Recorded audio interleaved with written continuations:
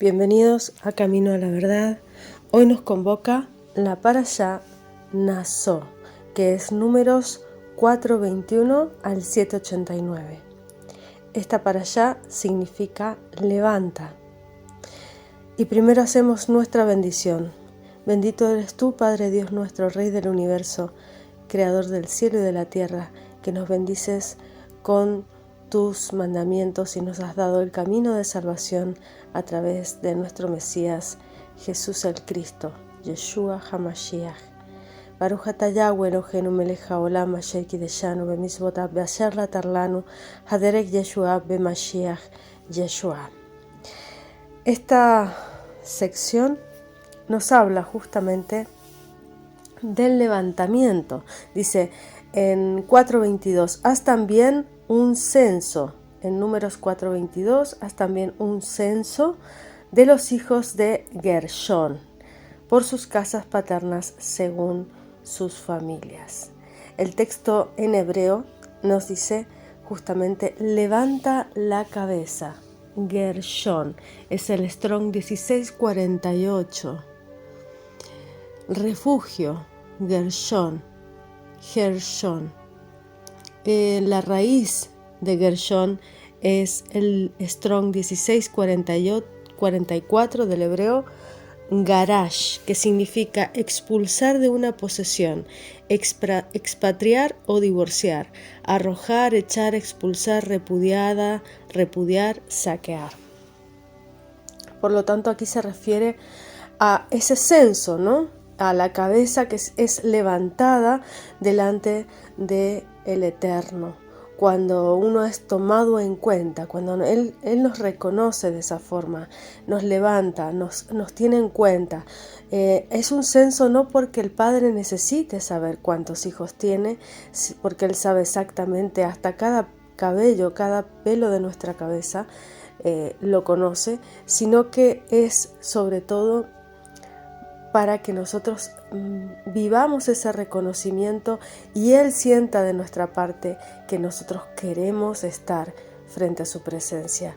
En el 4:23 nos dice, los contarás desde los 30 hasta los 50 años de edad, todos los que se enlisten para cumplir el servicio, para hacer la obra en la tienda de reunión.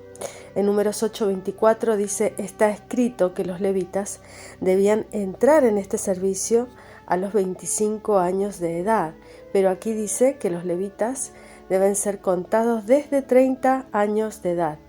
Esto se explica aparentemente como una contradicción, pero las leyes a los 25 años del servicio y a los 30 años podían ser el ejercicio, o sea, a los 25 años era para estudiar y a los 30 años era para ya estar capacitados y servir, porque había una preparación previa para todos esos levitas que cumplieran ese servicio. En Números 4:32 nos dice, las columnas alrededor del atrio, sus basas, sus estacas, sus cuerdas, con todos sus utensilios, con todo su servicio, les asignarás por nombre los objetos que han de transportar, para evitar cualquier querella o tensión o cualquier malentendido, que cada levita tenía el estipulado cada una de sus funciones. Entonces, cada levita recibió una orden para saber qué cosa debían llevar cada casa, ¿no? Y así cada objeto del santuario era administrado con un orden jerárquico, con una disciplina. Cada uno tenía una tarea muy específica asignada, como está escrito en 1 Corintios 12, del 12 al 30, dice, porque así como el cuerpo es uno y tiene muchos miembros, pero todos los miembros del cuerpo, aunque son muchos, constituyen un solo cuerpo, así también es el Mesías, pues en un mismo espíritu todos fuimos sumergidos en un solo cuerpo, ya que ya judíos como griegos, libres o esclavos, todos se nos dio a beber del mismo espíritu, porque el cuerpo no es un solo miembro, sino muchos. Si el pie dijera, ¿por qué no soy mano o no soy parte del cuerpo?, no por eso deja de ser parte del cuerpo. Y si el oído dijera, porque no soy ojo, no soy parte del cuerpo, no por eso deja de ser parte del cuerpo. Si todo fuera oído, ¿qué sería del olfato? Ahora bien, Dios ha colocado a cada uno de los miembros en el cuerpo según le agradó, y si todos fueran un solo miembro, ¿qué sería del cuerpo? Sin embargo, hay muchos miembros, pero un solo cuerpo. Y el ojo no puede decir a la mano no te necesito, ni tampoco la cabeza a los pies no os necesito. Por el contrario, la verdad es que los miembros del cuerpo, que parecen ser los más débiles, son los más necesarios, y las partes del cuerpo que estimamos menos honrosas, a estas las vestimos con más honra. La manera de que las partes que consideramos más íntimas reciben un trato más honroso, ya que nuestras partes presentables no lo necesitan. Mas así formó Elohim el cuerpo, dando mayor honra a la parte que carecía de ella, a fin de que en el cuerpo no haya división, sino que los miembros tengan el mismo cuidado unos por otros. Y si un miembro sufre, todos los miembros sufren con él. Y si un miembro es honrado, todos los miembros se regocijan con él. Ahora bien, vosotros sois el cuerpo del Mesías, cada uno individualmente un miembro de él, y en la congregación Elohim ha designado primeramente emisarios, en segundo lugar profetas, en tercer lugar maestros, luego milagros, después dones de sanidad, ayudas, administraciones, diversas clases de idiomas. ¿Acaso son todos emisarios? ¿Acaso son todos profetas? ¿Acaso son todos maestros? ¿O son todos obradores de milagros? ¿Acaso tienen todos dones de sanidad? ¿Acaso hablan todos en lenguas? ¿Acaso interpretan todos? No. En Efesios 4:16 está escrito: Mesías, de quien todo el cuerpo, estando bien ajustado y unido por la cohesión de las coyunturas, proveen, conforme el funcionamiento adecuado de cada miembro, produce el crecimiento del cuerpo por su propia edificación en amor. ¿Qué nos enseña esto? La importancia de organizar cada detalle en una congregación, una empresa o en una casa o en un pueblo. La casa que está desordenada es porque falta la organización, falta la disciplina para cumplir las normas. Para poder tener una casa en orden es necesario que cada objeto tenga su propio lugar. En Números 4:36 nos dice: y los enumerados por sus familias fueron 2.750. De los 8.600 levitas de la casa de Kehat podían servir 2.750, que son el 32%. En Números 4:40 dice: los enumerados por sus familias, por sus casas paternas, fueron 2.630. De los 7.500 levitas de la familia de Gershón podían servir 2.630, que son el 35%. Los enumerados de sus familias fueron 3.200, dice Números 4:44. De los 6.200 levitas de la familia de Merarí podían servir 3.200, que son el 52%. De 30 años en adelante hasta los 50, todo lo que podía enlistarse para servir y hacer el trabajo de transportar la tienda de reunión. Fueron 8.580, o sea que de los levitas, que eran 22.300 que había en las tres familias, solo podían servir 8.580, que son el 38%. El resto era menor de 30 años o mayor de 50. Fueron contados conforme al mandamiento que el Eterno había dado por medio de Moisés, cada uno según su ministerio y según su cargo.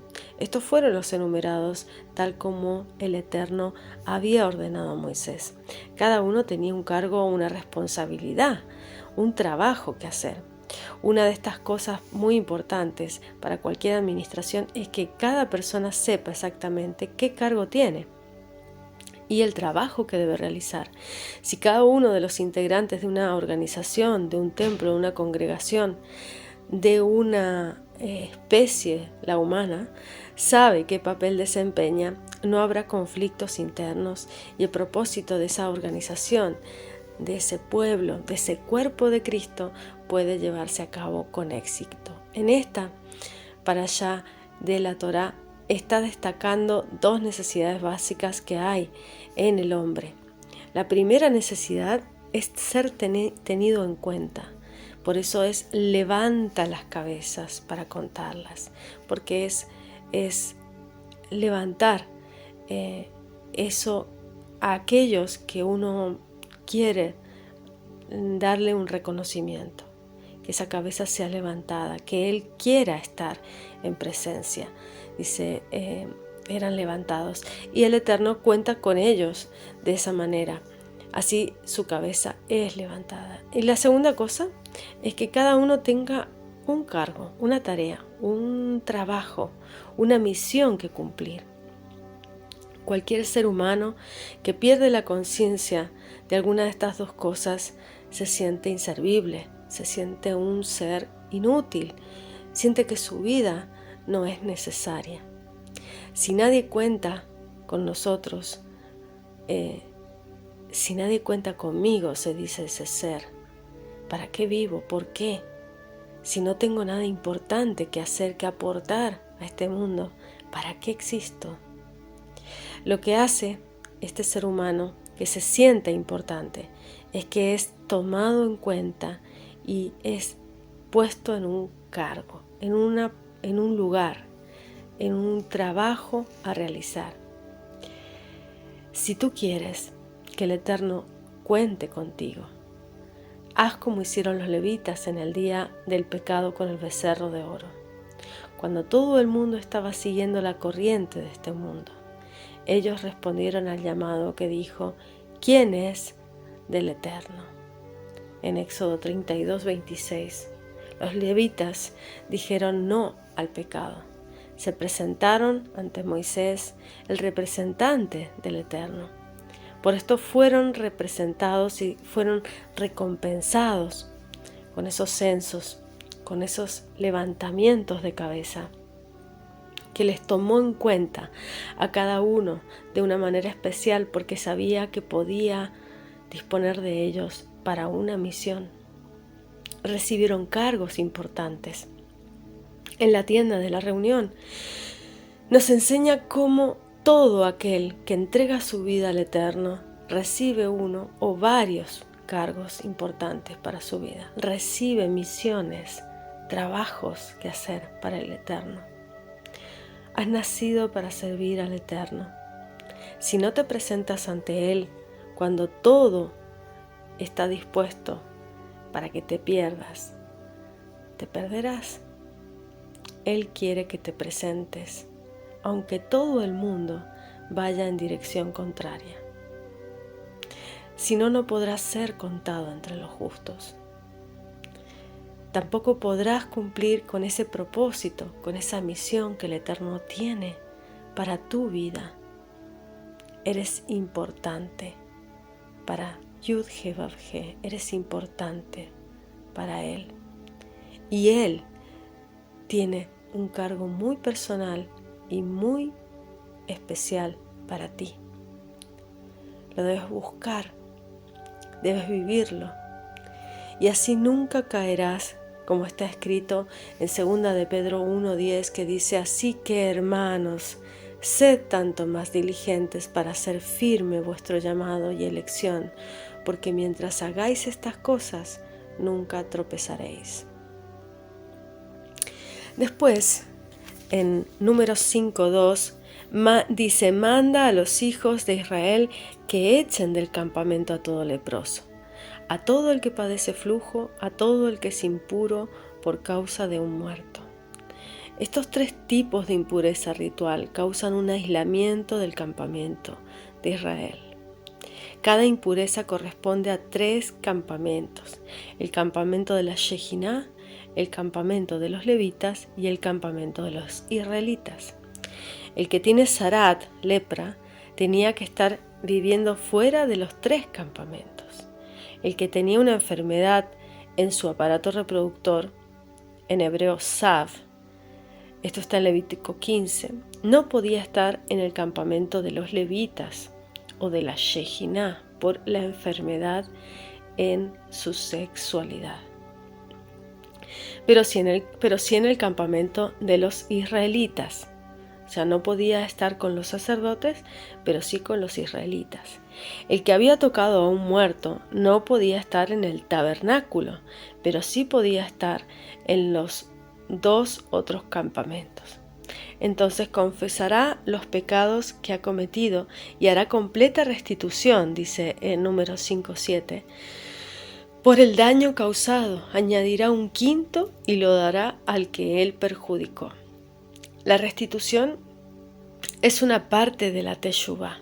La restitución es una parte del volver al Padre, del arrepentimiento, del cambio de dirección, del rendimiento de nuestra propia voluntad a la voluntad del Padre. Volver al Padre, teshuvá, cambiar nuestra mente. Si no hay restitución del daño hecho a las personas, no es un arrepentimiento completo. Si no es posible restituir el daño, hay que hacer todo lo que esté al alcance de uno para que se haga una restitución completa con el 20% de aumento, como está escrito en Lucas 19, del 8 al 9, dice: Y Zacaí, puesto en pie, dijo al Señor: He aquí, Señor, la mitad de mis bienes daré a los pobres, y si en algo he defraudado a alguno, se lo restituiré cuadruplicado. Y Yeshua le dijo: Hoy ha venido la salvación a esta casa, ya que él también es hijo de Abraham. La salvación había venido a esa casa, a la casa de Zacaí. Por esto él estaba dispuesto a restituir el daño económico que había hecho a estas otras personas, incluso más allá de la palabra de la Torá. La evidencia de que la salvación había llegado a su casa fue que él estaba devolviendo a los que había hurtado, engañado, y si no devuelves esto, si no restituyes lo que hayas hurtado, si no restituyes el daño que has causado a esas otras personas, según todas tus posibilidades, no hay arrepentimiento verdadero en tu corazón y la salvación no te ha alcanzado. No te dejes ser engañado por la idea de que todo haya sido hecho nuevo en el Mesías, para no asumir tu responsabilidad de restituir a las personas por el daño que hayas podido causarles antes de entregarte al Mesías Yeshua. El camino a la salvación pasa por el arrepentimiento. Y los 7 pasos de un arrepentimiento completo son: reconocimiento de pecado, sentimiento de pesar, confesión abierta a todos, al Creador y a los hombres, petición de perdón al Eterno y a los hombres, determinación de cambio, restitución del daño y finalmente ser fiel en las pruebas que el Eterno envía para fortalecer al que se ha arrepentido en ese arrepentimiento. En este versículo se encuentra el mandamiento número 364 de los 613 mandamientos que manda la Torá. Hay que confesar el pecado cometido. Esto es lo que dice este mandamiento. Hay que confesar el pecado cometido. Este es uno de los mandamientos que dan salvación eterna al que lo cumple. Si tú confiesas tus pecados y te rindes a ese sentimiento de pesar verdadero, si haces una confesión abierta tanto al Eterno como a los hombres y pides perdón tanto al Eterno como a los pobres, pero determinado en cambiar, no en seguir en el mismo camino, entonces se restituye el daño realizado y luego el Creador te prueba para ver si es verdadero esa restitución, si realmente ha sido restituido. Y entonces es cuando se fortalece verdaderamente ese arrepentimiento. En Números 5:8 dice: pero si la persona no tiene pariente a quien se le haga la restitución por el daño, la restitución hecha por el daño debe ir al Eterno, para el sacerdote, además del carnero de expiación con el cual se hace expiación por él. Esto es un prosélito que ha muerto sin herederos y que fue engañado por uno que juró en vano de que no le había tomado nada prestado. Este prosélito sin hijos es el único en Israel que no tiene parientes. En Números 5:12 dice: habla a los hijos de Israel y diles, si la mujer de alguno se desvía y le es infiel.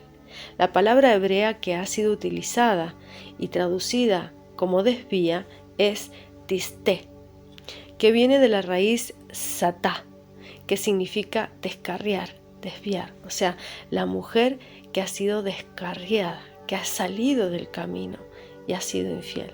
De allí se deriva la palabra sotá, que es la descarriada, ¿no? Que es el nombre de un tratado del Talmud que trata sobre este caso, sobre los descarriados.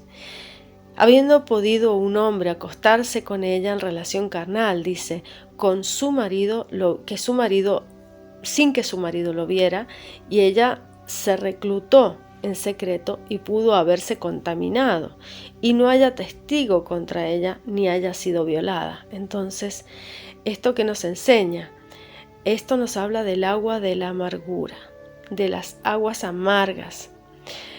Solo son aplicables cuando esta mujer se haya estado con otro hombre en un reclutamiento secreto, durante un tiempo suficiente para que haya habido una relación sexual.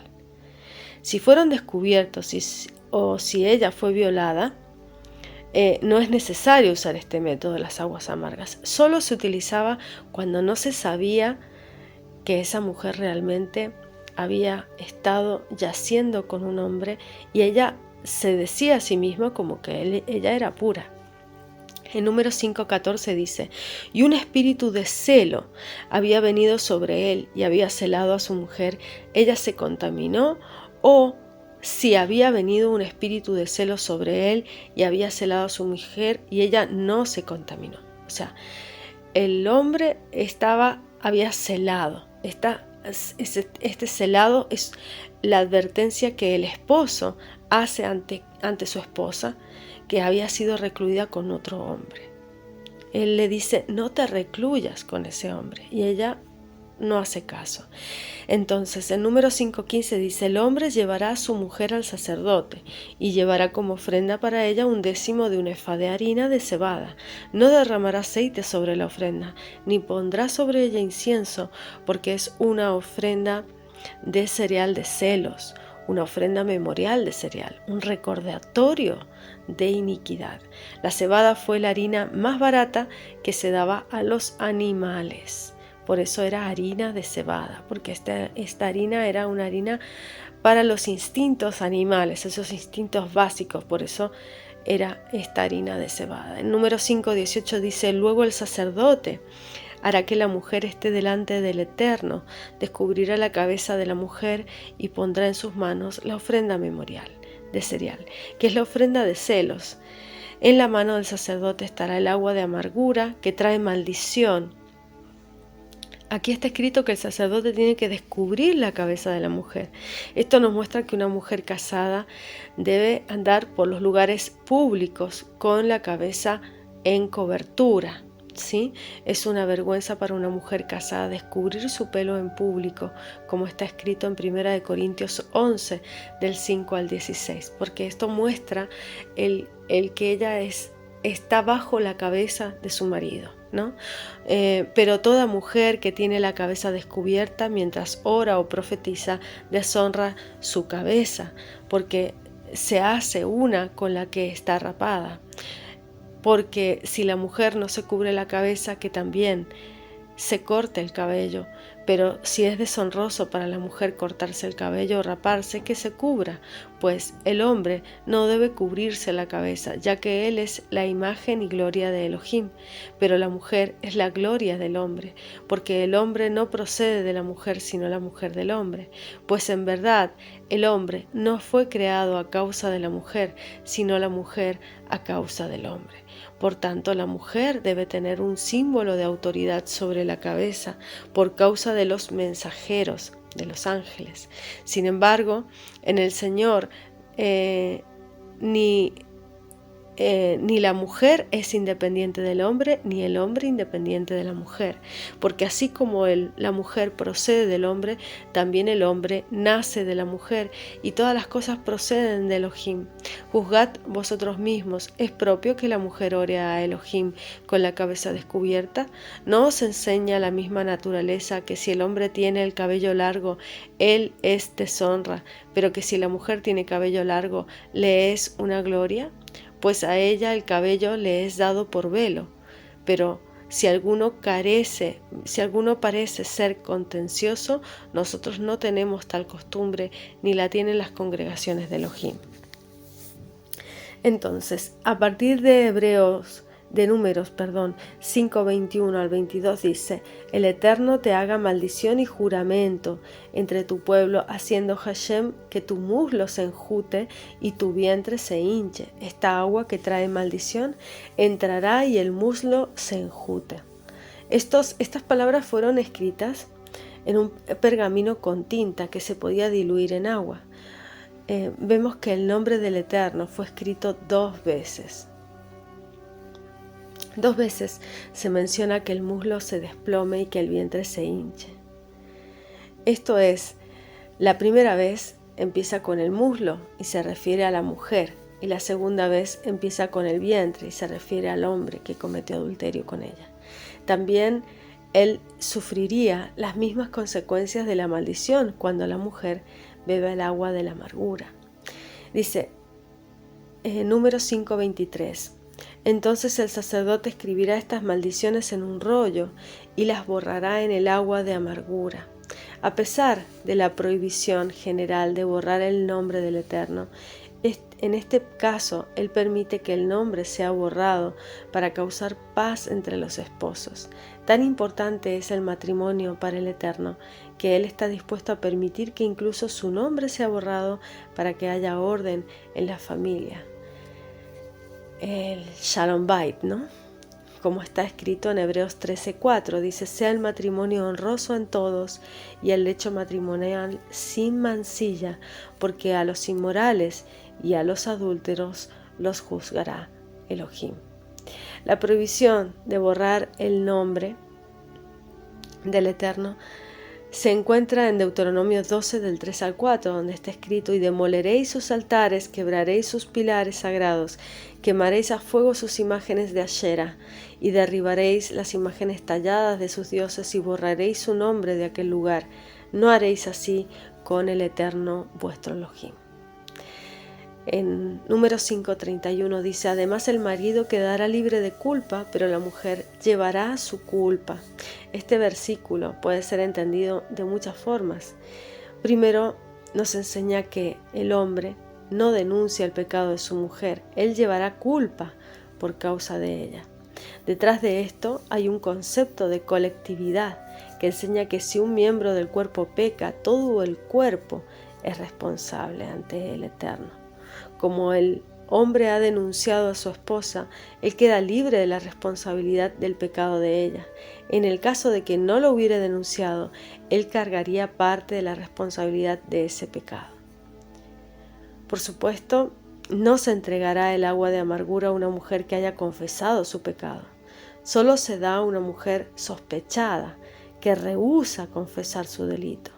La ley de la sotá es solo para la que no haya confesado su pecado a causa del marido, tiene sospechas infundadas de su mujer. ¿Entendemos realmente que esto significa una culpa colectiva? ¿Tomemos en serio lo que implica? ¿Lo tomamos realmente en serio? Muchas veces se dice: haya él, sin entender que su pecado también nos afecta a nosotros. Si somos un cuerpo junto con pecadores, somos parte de sus pecados y sufriremos parte de las consecuencias de los pecados que están en el cuerpo. Por lo tanto, hay que combatir el pecado dentro del cuerpo de un colectivo, para que los demás no sean afectados, como está escrito. Un poco de levadura leuda toda la masa. Expulsad al maligno de entre vosotros. Salid en medio de ella, para que no seáis partícipes de sus plagas. Esto está en 1 Corintios 5:6, 13 y Gálatas 5:9. Apocalipsis 18:4. La segunda interpretación de este texto es que el hombre no debe sentirse culpable por haber causado la muerte de su esposa adúltera al llevarla al sacerdote. La tercera manera de entender esto es que el marido puede seguir viviendo con su esposa después de que el sacerdote le haya dado el agua.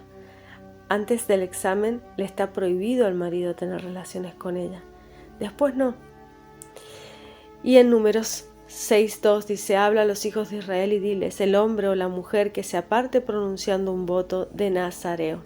Y aquí ya nos habla del nazareato, el nazir, para dedicarse a ser nazar, a ser nazareno, al Eterno. Hay un contraste en este capítulo, del 5 al 6.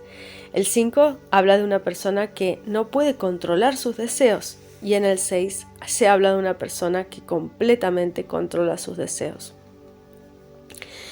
La mujer adúltera no controló sus emociones. El nazir, el hombre o mujer nazir, hace un voto especial para controlar sus emociones y abstenerse de ciertos privilegios en la vida para así mostrar su devoción y entrega al Eterno. El nazareato es algo que el Eterno conduce en ciertas personas, en ciertos hombres o mujeres, como está escrito en Amós 2:11, y levanté profetas de entre vuestros hijos y nazareos de entre vuestros jóvenes. ¿No es así, hijos de Israel?, declara el Eterno. El profeta dice que el Eterno levantó nazareos. En algunos de los jóvenes puso el deseo de dedicarse de una manera especial a él, y a otros designó como nazareos desde antes de nacer. Este fue el caso de Samson, conocido como Samson. Como está escrito en Jueces 13:5, dice: pues he aquí concebirás y darás a luz un hijo, no pasará navaja sobre su cabeza, porque el niño será nazareo para Elohim, desde el seno materno, y él comenzará a salvar a Israel de manos de los filisteos. Es probable que también el profeta Shemuel, haya sido un nazareo durante toda su vida, como está escrito en 1 Shemuel 1:11, dice: hizo voto y dijo: oh Eterno de los ejércitos, Elohim Sebaot, si tú te dignas mirar la aflicción de tu sierva, te acuerdas de mí y no te olvidas de tu sierva, sino que das un hijo a tu sierva, yo lo dedicaré a Hashem, al Eterno, por todos los días de tu vida, y nunca pasará navaja sobre su cabeza.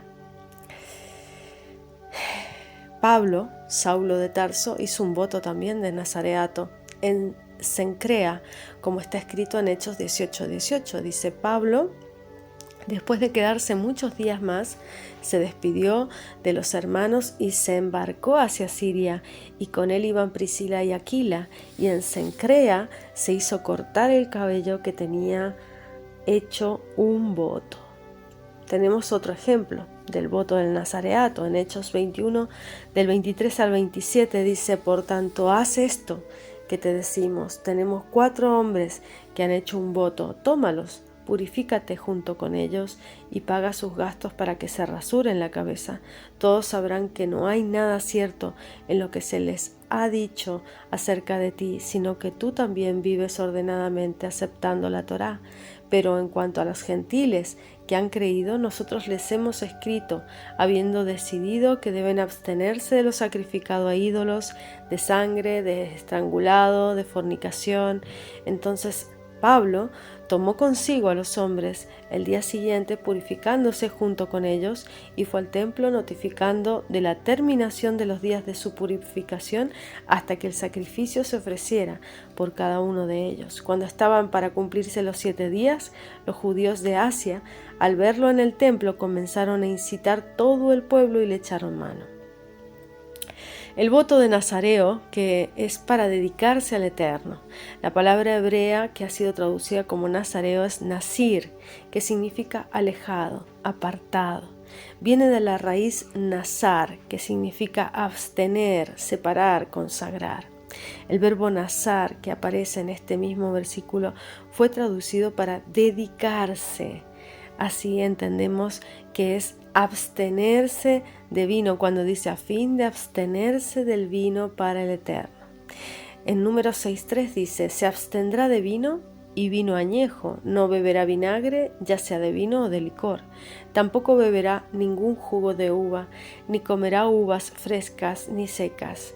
La misma palabra nazar aparece en este versículo y fue traducida como abstendrá. En nazareo, un nazareo no puede tocar nada que venga del fruto de la vid. Sin embargo, le es permitido beber cerveza, sidra, licores, otras bebidas que no vienen de la vid. La abstención no tiene que ver con el alcohol, sino con el fruto de la vid. Todos los días de su nazareato no comerá nada de lo que se hace de la vid, desde semillas hasta ollejo. La palabra hebrea que ha sido traducida como nazareato es neser, que viene de la misma raíz que hemos visto, que es abstención, separación, dedicación, consagración, corona, neser. La diadema santa que usaba el sumo sacerdote se llamaba Neser HaKodesh, corona de santidad, en Éxodo 39:30. El nazir tiene una señal sobre su cabeza, una señal de ser apartado para Hashem, para el Eterno, para el nombre. Esto nos enseña que hay una relación entre el gran sacerdote y el nazir, y la señal de su consagración está sobre su cabeza. El nazir tiene la misma santidad que el Cohen Hagadol, que el sumo sacerdote. Así que cualquier persona, hombre o mujer, dentro de Israel, tiene la opción de dedicarse al Eterno y llegar al mismo nivel de santidad que el sumo sacerdote. Sin embargo, cuando no hay templo, no se puede hacer un voto de nazareato. Dice Jueces 14:5, y Samsón descendió a Timnat con su padre y con su madre y llegó hasta los viñedos de Timnat, y aquí un león joven venía rugiendo hacia él. Los viñedos de Timnat recordaban su llamado de Nazir. También le recordó su infancia, su aislamiento social. Samsón no podía participar de las fiestas de las cosechas de las uvas durante toda su infancia. Esas fiestas fueron momentos de alegría para todo el pueblo. Cuando pisaban las uvas en medio del pueblo, todos sus compañeros disfrutaban, jugaban, pero él tenía que estar a un lado, apartado, porque él era prohibido tocar las uvas. ¿Cómo se sentiría? El nazareato produce un aislamiento social, porque el vino es una parte importante de la cultura judía. En todas las fiestas los judíos usaban vino, excepto en Yom Kippur. Por lo tanto, el nazir está en una situación de soledad social. Esto le prepara para una misión santa. Toda misión divina requiere sacrificios y la negación de ciertos deseos naturales. En Números 6:14 dice, y presentará su ofrenda delante del Eterno, un cordero de un año sin defecto como ofrenda de ascensión, una cordera de un año sin defecto como ofrenda por el pecado y un carnero sin defecto como ofrenda de paz. ¿Por qué hay que representar un sacrificio de pecado después de terminar el nazareato? Según la interpretación, dice que el pecado consiste en no disfrutar de una parte de la creación del Eterno, que el Eterno ha dado al hombre para su bien. El Eterno creó todo para que lo disfrutáramos. Y al no hacerlo, estamos fallando el propósito con eso. Como está escrito en 1 Timoteo 6:17, dice, a los ricos en este mundo, enséñales que no sean altaneros ni pongan su esperanza en las incertidumbres de las riquezas, sino en Elohim, el cual nos da abundantemente todas las cosas para que las disfrutemos. El ministerio levítico desapareció, como está escrito en Hebreos 8:13. Dice, cuando él dijo un nuevo pacto, hizo anticuado al primero, y lo que se hace anticuado y envejece está próximo a desaparecer. En Números 6, del 22 al 27 dice, entonces habló el Eterno a Moisés diciendo, habla a Aarón y a sus hijos y diles, así bendeciréis a los hijos de Israel, les diréis, el Eterno te bendiga y te guarde, el Eterno haga resplandecer su rostro sobre ti y tenga de ti misericordia, El Eterno alce sobre ti su rostro y te dé paz. Yevarejeja Adonai panaf elishmereja, yaera Adonai panaf eleja bijuneka, yisha Adonai panaf eleja velajeleja shalom. Así invocarán mi nombre sobre los hijos de Israel y yo los bendeciré. Esta es la bendición del Cohen. Esta es la bendición llamada Birkat Kohanim, bendición de los sacerdotes. La Torá encomienda a todo sacerdote bendecir a los hijos de Israel.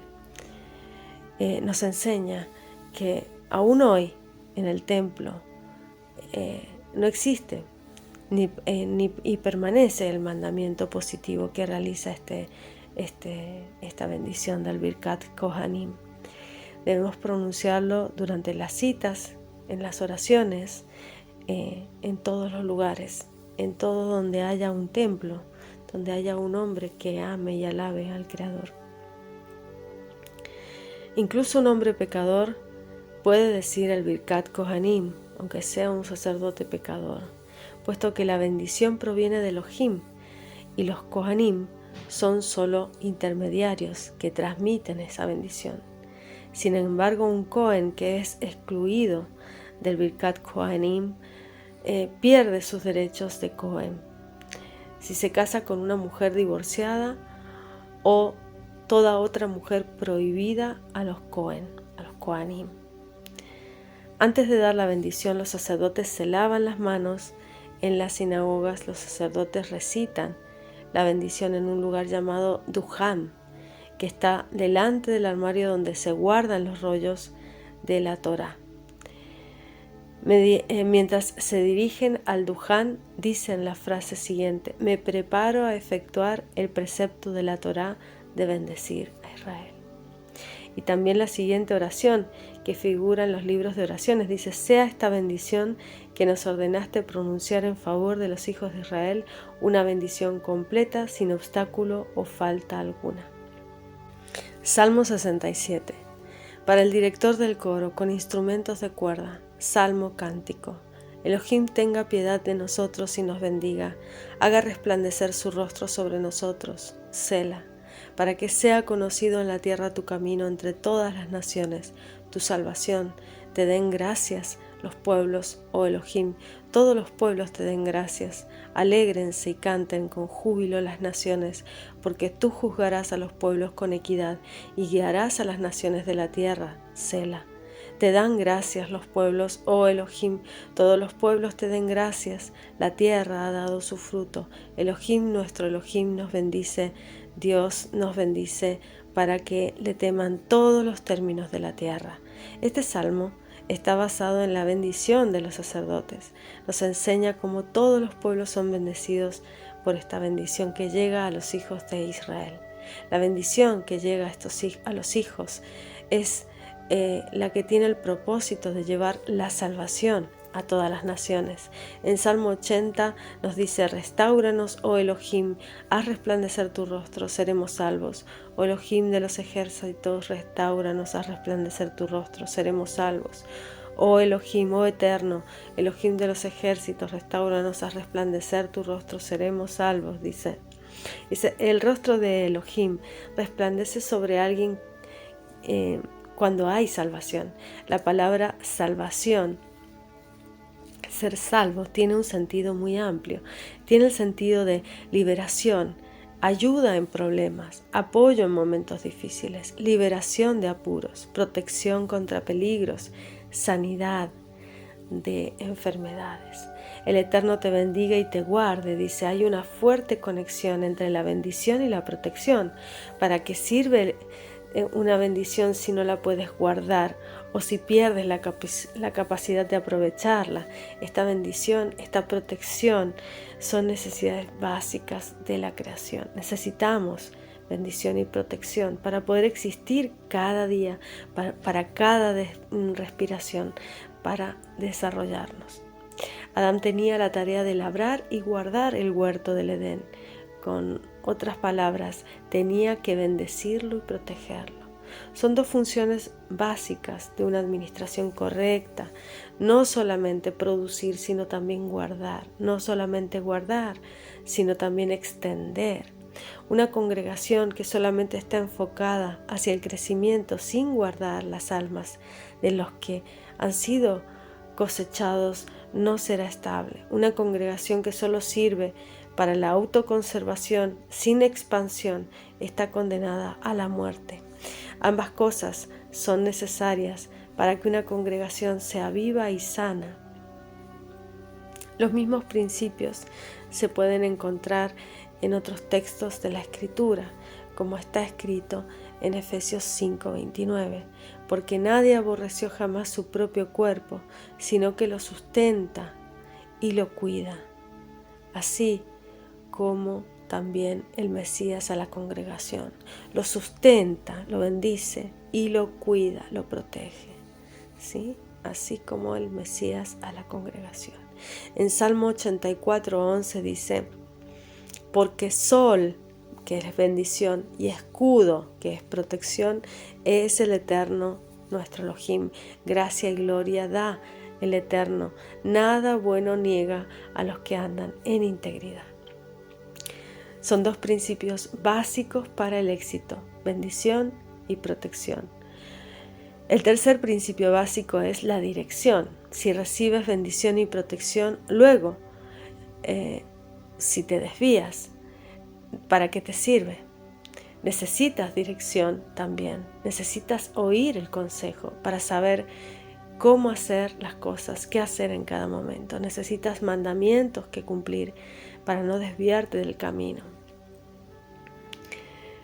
La bendición de la que habla el Birkat Kohanim se refiere a los bienes materiales, y cuando el Eterno alza su rostro significa que Él aplaca su ira.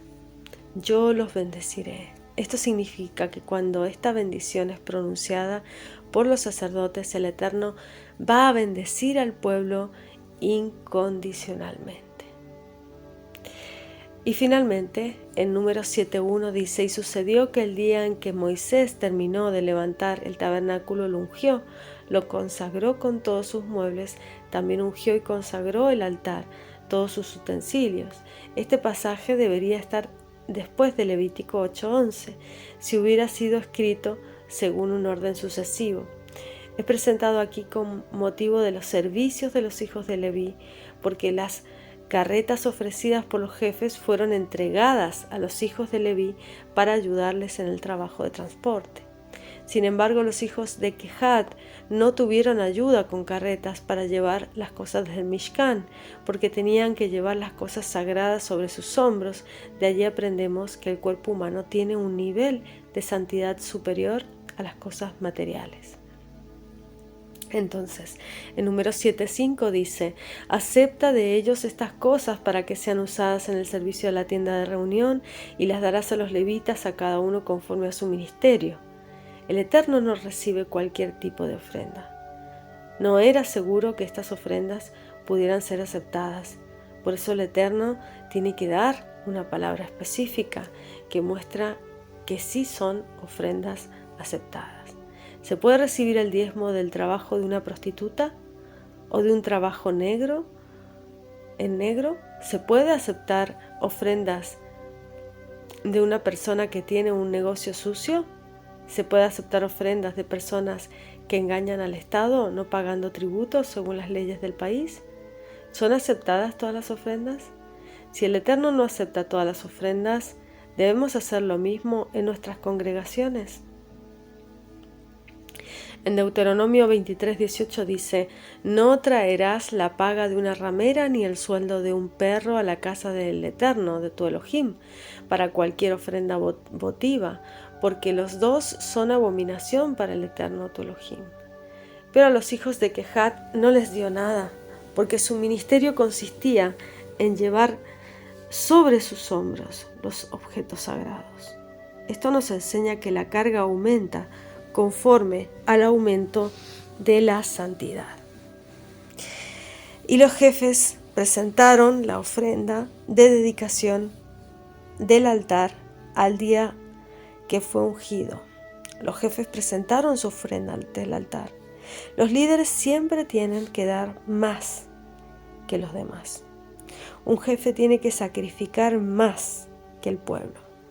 Las piedras preciosas del pectoral de juicio venían de los líderes.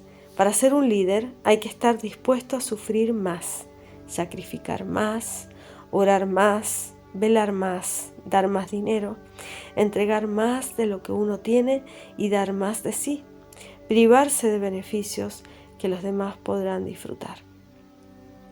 En este capítulo hay una repetición que tiende a aburrir al lector y es que el Eterno especifica la ofrenda de cada uno, siendo que están ofreciendo lo mismo todos. ¿Para qué? ¿No hubiera sido mejor mencionar solo el primero y luego decir los demás tenían ofrendas iguales?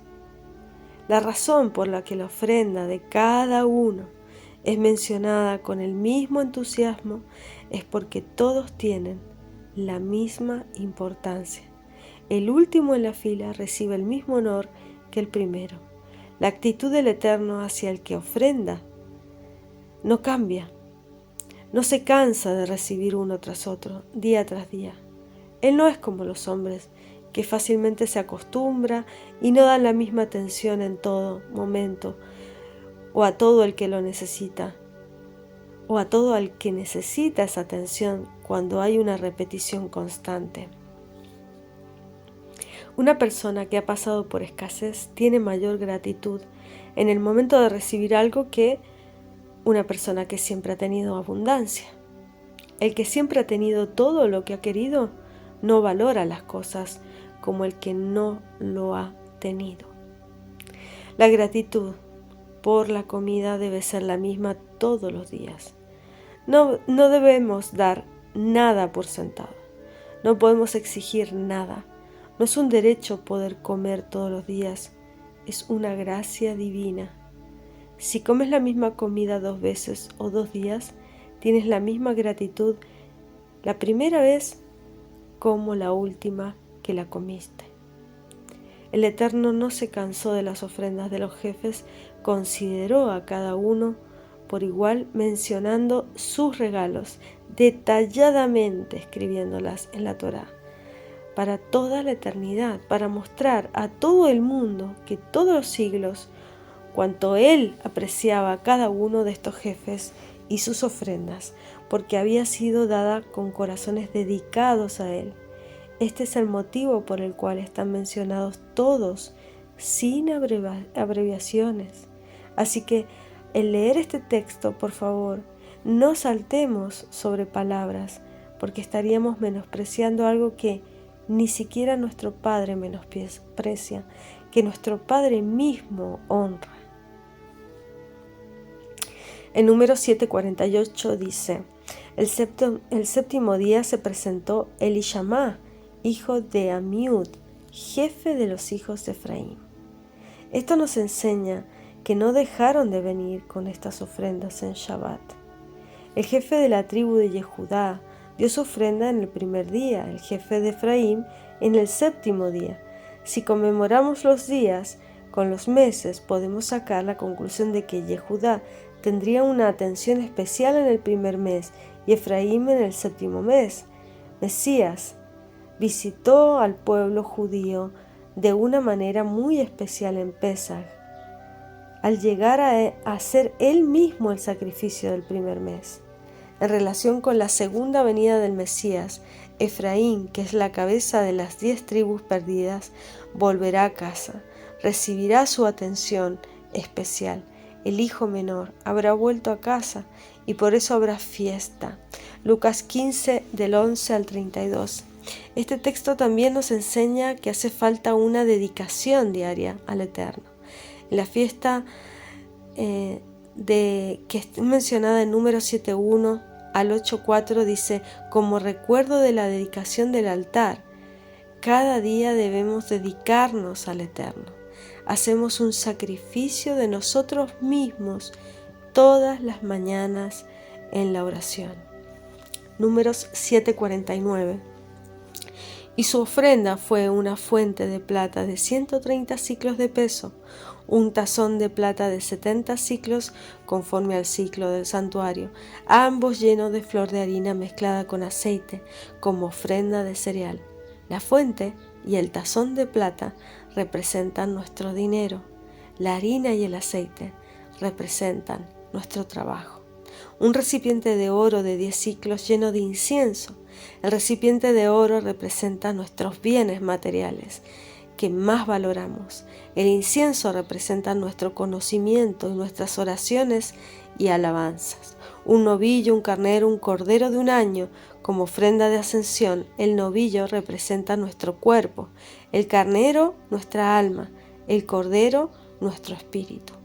Un macho cabrío como ofrenda por el pecado. El macho cabrío representa nuestra inclinación al mal, el lado de la oscuridad, esa naturaleza maligna. Todo esto entregamos al Eterno todos los días como un sacrificio diario, agradable delante de su trono. En Números 7:66 dice: el 10º día se presentó Ejiezer, hijo de Amishadai, jefe de los hijos de Dan. Dan significa él juzga. Aquí tenemos una relación entre el día 10 y el juicio. El día 10º y el juicio.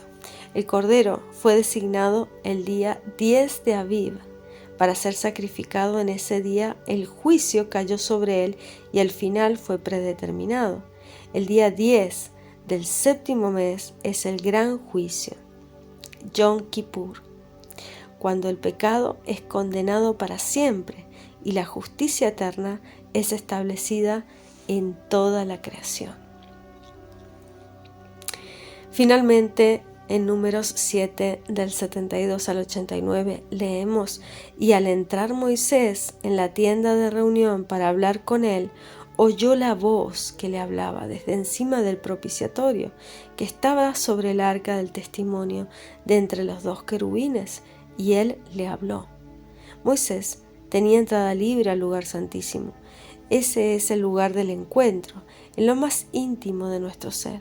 En la dedicación diaria debemos entrar en el lugar santísimo, en el Mishkan celestial, por medio de Yeshua el Mesías, para estar a solas con nuestro amado Padre, escuchar las palabras de su sabiduría. El Mesías es este sumo sacerdote. El Mesías está en esta sección.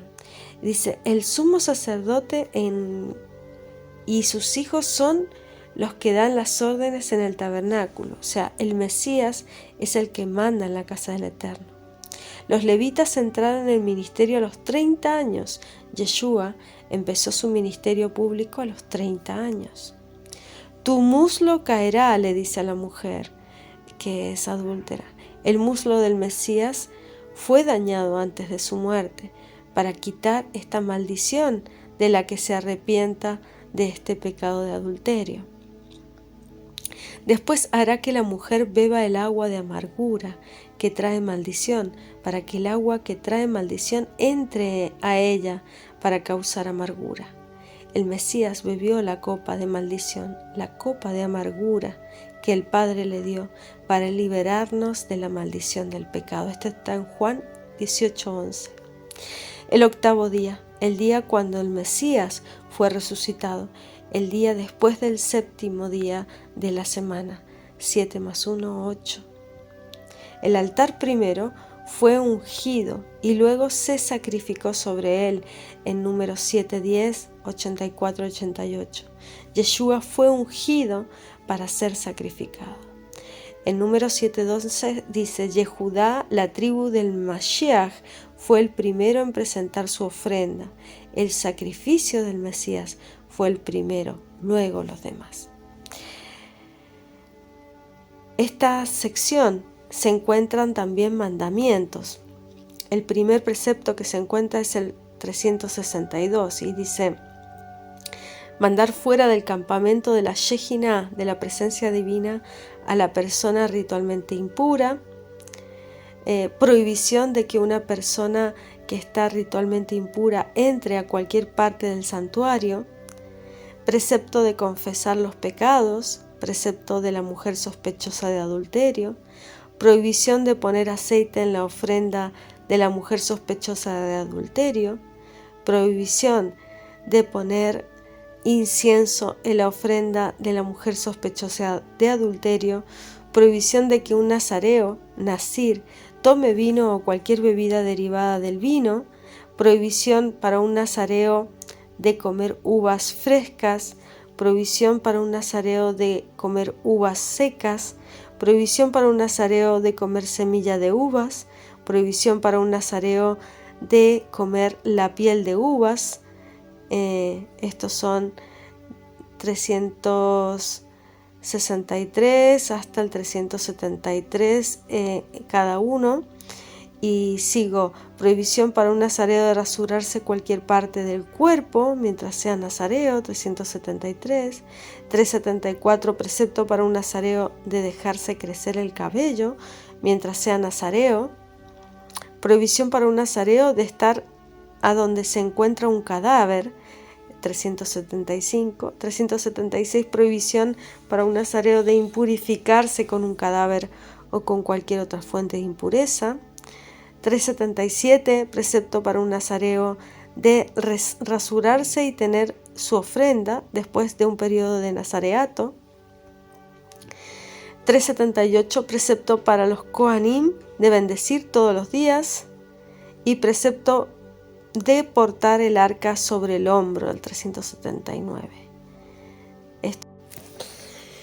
En Juan capítulo 17, ahora pues, Padre, glorifícame tú cerca de ti mismo con aquella gloria que tuve cerca de ti antes que el mundo fuese. He manifestado tu nombre a los hombres, que del mundo me diste. Tuyos eran y me los diste, y guardaron tu palabra. Ahora han conocido que todas las cosas que me diste son de ti, porque las palabras que me diste les he dado, ellos las recibieron y han conocido verdaderamente que salí de ti y han creído que tú me enviaste. Yo ruego por ellos, no ruego por el mundo, sino por los que me diste, porque tuyos son. Y todas mis cosas son tus cosas, y tus cosas son mis cosas, y he sido glorificado en ellas. Y ya no estoy en el mundo, mas estos están en el mundo, y yo a ti vengo, Padre Santo, a los que me has dado, guárdalos por tu nombre, para que sean una cosa como también nosotros. Cuando estaba con ellos en el mundo, yo los guardaba en tu nombre. A los que me diste, yo los guardé, y ninguno de ellos se perdió, sino el hijo de perdición, para que la escritura se cumpliese. Mas ahora vengo a ti y hablo esto en el mundo, para que tengan mi gozo cumplido en sí mismos. Yo les he dado tu palabra, y el mundo los aborreció, porque no son del mundo, como tampoco yo soy del mundo.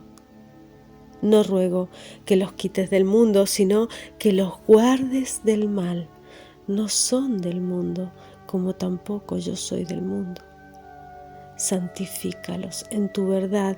Tu palabra es verdad. Como tú me enviaste al mundo, también los he enviado al mundo. Y por ellos yo me santifico a mí mismo, para que también ellos sean santificados en verdad. Mas no ruego solamente por estos, sino también por los que han de creer en mí, por la palabra de ellos, para que todos sean una cosa, como tú, oh Padre, en mí y yo en ti, que también ellos sean en nosotros una cosa, para que el mundo crea que tú me enviaste, y yo, la gloria que me diste les he dado, para que sean una cosa, como también nosotros somos una cosa, yo en ellos y tú en mí, para que sean consumadamente una cosa, que el mundo conozca que tú me enviaste y que los has amado como también a mí me has amado. Padre, aquellos que me has dado, quiero que donde yo estoy, ellos también estén conmigo, para que vean mi gloria que me has dado por cuanto me has amado desde antes de la constitución del mundo. Padre justo, el mundo no te ha conocido, mas yo te he conocido, y estos han conocido que tú me enviaste, y yo les he manifestado tu nombre, y manifestarélo aún, para que el amor con que me has amado esté en ellos, y yo en ellos. Yo manifiestamente he hablado al mundo. Yo siempre he enseñado en la sinagoga, en el templo, donde se juntan todos los judíos, y nada he hablado en oculto. ¿Qué me preguntas a mí? Pregunta a los que han oído. Que les haya yo hablado. He aquí, esos saben lo que yo he dicho. Mi reino no es de este mundo. Si de este mundo fuera mi reino, mis servidores pelearían para que yo no fuera entregado a los judíos. Ahora, pues, mi reino no es de aquí. Tú dices que yo soy rey. Yo para esto he nacido y para esto he venido al mundo, para dar testimonio a la verdad. Todo aquel que es de la verdad, oye mi voz. Shalom.